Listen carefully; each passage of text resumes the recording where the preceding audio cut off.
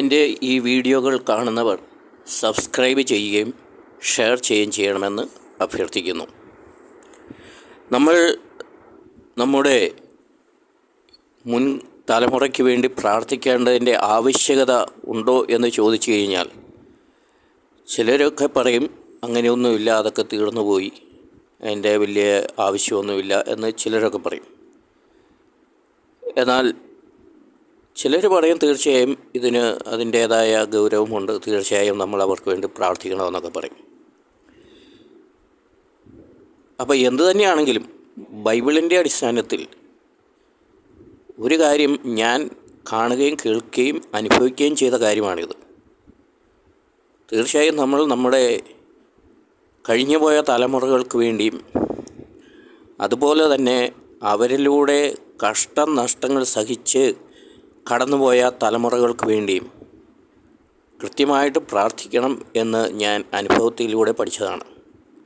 ഇത് എൻ്റെ അനുഭവം മാത്രമല്ല, ഞാൻ എൻ്റെ ചുറ്റുപാടും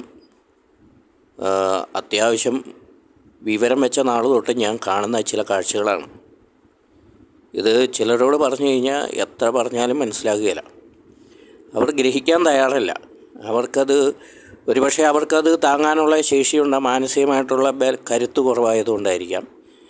അല്ലെങ്കിൽ എങ്ങനെയെങ്കിലും ഇത് മറന്നു കളയാം എന്നൊക്കെയുള്ള ചിന്തയുണ്ട്, അങ്ങനെയൊക്കെ ആയിരിക്കാം.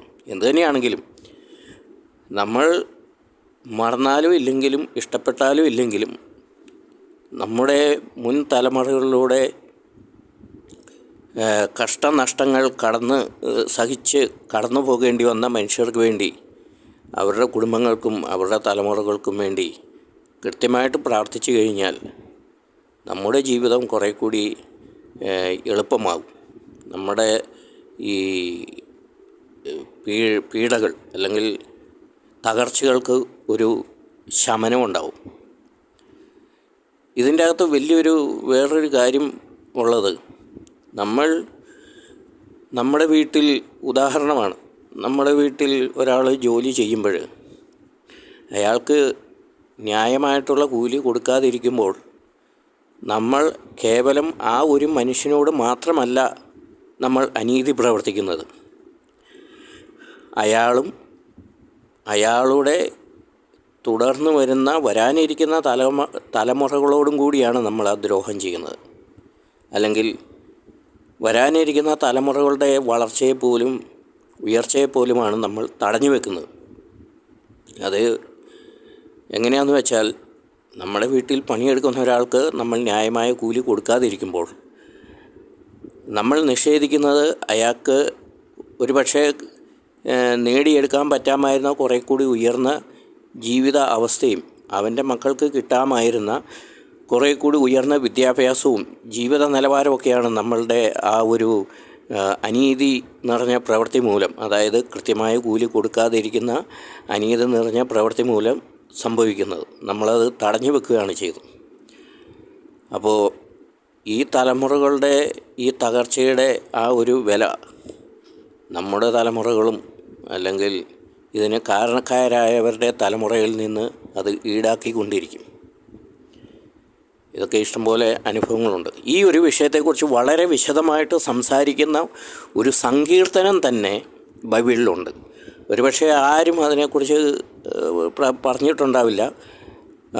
നല്ലൊരു ശതമാനം ഈ ഒരു ഭാഗത്തെക്കുറിച്ച് കേട്ടിട്ട് പോലുമില്ല, കണ്ടിട്ട് പോലുമില്ല, വായിച്ചിട്ടുമില്ല.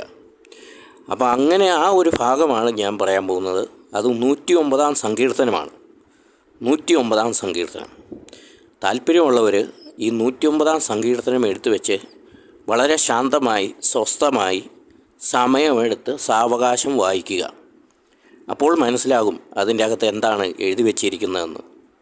എന്നിട്ടും മനസ്സിലായില്ലെങ്കിൽ സ്വന്തം ജീവിതവും അല്ലെങ്കിൽ നമ്മൾ കേട്ടിട്ടുള്ള ചില കാര്യങ്ങളും അല്ലെങ്കിൽ നമ്മുടെ ചുറ്റുപാടുള്ള കാര്യങ്ങളും ഒക്കെ ഒന്ന് നിരീക്ഷിച്ച് കഴിയുമ്പോൾ ഇതിലെന്തെങ്കിലുമൊക്കെ ഉണ്ടോ എന്ന് നമുക്ക് ബോധ്യപ്പെടും.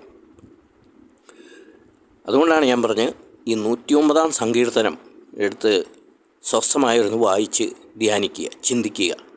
അപ്പോൾ മനസ്സിലാവും ഇതിൻ്റെ അകത്ത് എന്താണ് പറഞ്ഞിരിക്കുന്നതെന്ന്. ഞാനിത് നേരിട്ട് അനുഭവിക്കുകയും ഞാൻ നേരിൽ കാണുകയും ഇന്നും കണ്ടുകൊണ്ടിരിക്കുന്ന ചില യാഥാർത്ഥ്യങ്ങളാണ്. അതിൻ്റെ വളരെ നിസ്സാരം ഒത്തിരി കാര്യങ്ങൾ പറയുന്നുണ്ട് അതിൻ്റെ അകത്ത്. ഓരോ തെറ്റിനും അതിൻ്റേതായ ശിക്ഷകൾ എന്താണെന്ന്, അതിൻ്റേതായ പിഴ എന്താണ് കൊടുക്കേണ്ടതെന്ന് വളരെ വ്യക്തമായിട്ട് ഈ സങ്കീർത്തനം 109 അധ്യായം 1 മുതൽ 20 വരെ വളരെ വിശദമായിട്ട് തന്നെ പറഞ്ഞിട്ടുണ്ട്. ഉദാഹരണം പറഞ്ഞാൽ,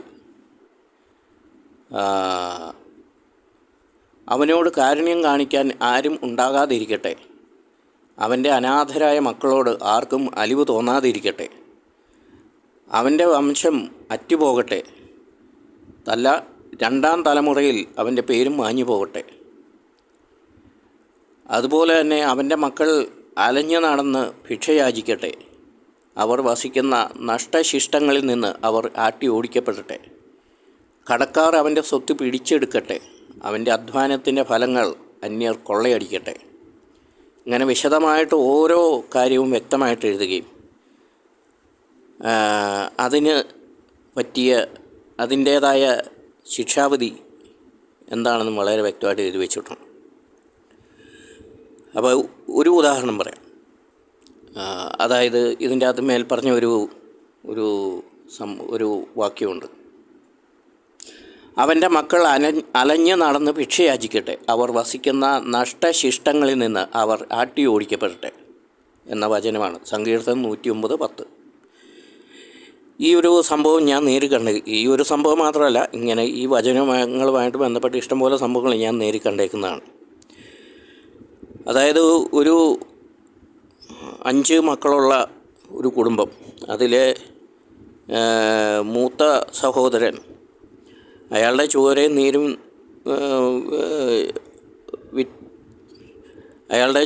നീരും ഇങ്ങനെ ഊറ്റിയെടുത്ത് വേർപ്പാക്കി അയാളുടെ സഹോദരങ്ങളെല്ലാം പഠിപ്പിക്കുകയും അവർക്കെല്ലാം നല്ലൊരു ജീവിതവും നല്ലൊരു ഭാവിയും ഉണ്ടാക്കി കൊടുക്കുകയൊക്കെ ചെയ്തു. അവസാനം കുടുംബസ്വത്തൊക്കെ വീതം വെച്ചു, എല്ലാം കഴിഞ്ഞു. അപ്പോൾ ഈ മൂത്ത സഹോദരനും വേറൊരു സഹോദരനും ഉണ്ട്. അപ്പോൾ ഈ മറ്റൊരു സഹോദരൻ വിവാഹം കഴിക്കാതെ കുടുംബത്തിൽ കഴിയുന്നുണ്ട്. ഈ മൂത്ത സഹോദരനും ഇയാൾക്കും കൂടെയുള്ള സ്വത്ത് ആകപ്പാടെയുള്ളത് 3 സെൻറ്റ് സ്ഥലമാണ്. അപ്പോൾ മൂത്ത സഹോദരൻ പറഞ്ഞു, ഞാൻ അനിയനെ നോക്കിക്കോളാം, അപ്പോൾ 2 പേർക്കും കൂടെയുള്ളത് ഈ 3 സെൻറ്റിങ് തന്നാൽ മതി എന്ന് പറഞ്ഞ് വളരെ രമ്യമായിട്ട് കാര്യങ്ങൾ തീർത്തതാണ്. അത് വർഷങ്ങൾക്ക് മുമ്പേ കഴിഞ്ഞതാണ്. പക്ഷേ കാലക്രമേണ കുറച്ച് നാൾ കഴിഞ്ഞപ്പോൾ ബാക്കി 2-3 സഹോദരങ്ങൾ കൂടെ വന്നിട്ട് പറയുകയാണ്, ചേട്ടൻ അങ്ങനെ ഒറ്റയ്ക്ക് ഈ 3 സെൻറ്റ് ഉപയോഗിക്കണ്ട, അത് പകുതി മറ്റേ വിവാഹം കഴിക്കാത്ത സഹോദരനുള്ളതല്ലേ, അതും തുല്യമായിട്ട് വീതം വെക്കുക, ബാക്കി ചേട്ടനുള്ളത് മാത്രം ചേട്ടൻ എടുത്താൽ മതി എന്ന് പറഞ്ഞ് അവസാനം വീടും എല്ലാം കൂടെ ഉൾപ്പെടെയാണ് ഈ 3 സെൻറ്റ്. വീടിൻ്റെ നടുക്കൂടെ കുറ്റിയടിച്ച് ആ വീട് 2ആക്കി അവർ വീതിച്ചെടുത്തു. അവസാനം ഈ ചേട്ടൻ അവിടെ നിന്ന് മാറി താമസിക്കേണ്ടി വന്നു. വേറെ വീടൊന്നുമില്ല, വേറെ വീട് വാടകയ്ക്ക് എടുത്ത് താമസിക്കേണ്ടി വന്നു. പിന്നീട് വർഷങ്ങൾക്ക് ശേഷം ആരുടെയൊക്കെ കരുണ കൊണ്ട് ഈ 1.5 സെൻറ്റിനുള്ളിൽ ഒരു വീടൊക്കെ പണിത് അയാളിന്ന് ഏറെക്കുറെ ഒരു സമാധാനത്തിൽ ജീവിക്കുന്നു. അത് എന്തുകൊണ്ടങ്ങനെ ജീവിക്കാൻ പറ്റിയെന്ന് ചോദിച്ചു കഴിഞ്ഞാൽ അയാൾ വളരെ അടിയുറച്ച ഈശോയിലുള്ള വിശ്വാസം ഉണ്ടായിരുന്ന ഒരു വ്യക്തിയായതുകൊണ്ട് മാത്രമാണ്. അല്ലായിരുന്നെങ്കിൽ ഒരുപക്ഷെ അങ്ങനെ ഒരു തിരിച്ചുവരവ് സാധ്യമല്ല. അപ്പോൾ ഇതൊരു ഉദാഹരണം. ഇങ്ങനെ ഇഷ്ടംപോലെ ഉദാഹരണങ്ങൾ ഓരോ വചനത്തിൻ്റെ അടിസ്ഥാനത്തിൽ എനിക്കറിയാം, ഞാൻ കണ്ടേക്കുന്നതാണ്. അപ്പോൾ അതുകൊണ്ടാണ് ഞാൻ പറഞ്ഞത്, നമ്മൾ പ്രാർത്ഥിക്കുമ്പോൾ നമ്മുടെ കഴിഞ്ഞുപോയ തലമുറയ്ക്ക് വേണ്ടി പ്രാർത്ഥിക്കുന്നതോടൊപ്പം അവരിലൂടെ കടന്നു പോകേണ്ടി വന്ന അവർ മൂലം കഷ്ടനഷ്ടങ്ങൾ സഹിച്ച് കടന്നു പോകേണ്ടി വന്ന തലമുറകൾക്ക് വേണ്ടിയും അവരുടെ തലമുറകൾക്കൊക്കെ വേണ്ടിയും നമ്മൾ പ്രാർത്ഥിക്കാൻ ബാധ്യസ്ഥരാണ്. അങ്ങനെ ചെയ്യുമ്പോൾ ജീവിതത്തിൻ്റെ പകുതി ഭാരം മാറിക്കിട്ടും. ഇത് അംഗീകരിച്ചാലും ഇല്ലെങ്കിലും ദൈവവചനം എന്നെ കാണിച്ചു തന്ന തെളിവുകൾ ഉൾപ്പെടെയുള്ള കാര്യങ്ങളാണ് ഞാൻ സംസാരിച്ചത്.